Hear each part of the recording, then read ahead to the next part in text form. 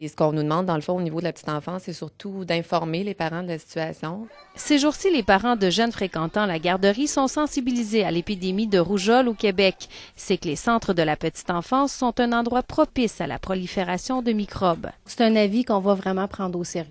Oui, absolument. Je pense qu'il faut prendre ça au sérieux parce qu'il faut éviter, dans le fond, que ça se propage davantage. Là. Il faut mettre un frein à ça. Là.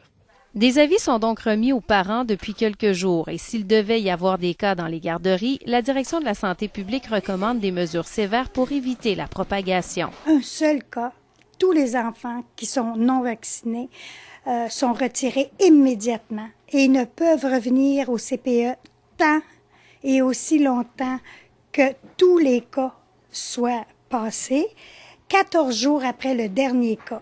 On voit que le Québec se distingue de toute l'Amérique. La rougeole était pourtant disparue du paysage depuis 2002. Mais depuis le début de l'année, le ministère de la Santé a répertorié assez de cas pour parler d'épidémie. Les causes, nos contacts étroits avec la France où sévit des dizaines de milliers de cas et une vaccination défaillante chez nos jeunes Québécois. Des gens qui ne sont pas vaccinés, qui ne sont pas protégés ici, il y en a beaucoup. Donc, quand une personne amène la maladie au Québec, bien, c'est possible que ça fasse la transmission ici au Québec. C'est ce qu'on voit actuellement.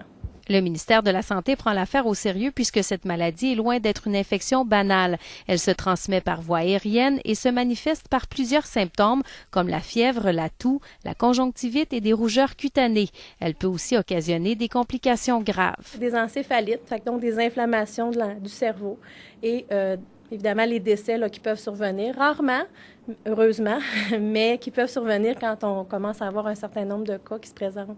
Les écoles primaires et secondaires sont aussi ciblées. En Estrie, on estime que 5 000 élèves ne sont pas immunisés adéquatement. Une mise à jour de leur vaccin sera offerte dès les prochaines semaines. Brigitte Marcoux, Radio-Canada, à Sherbrooke.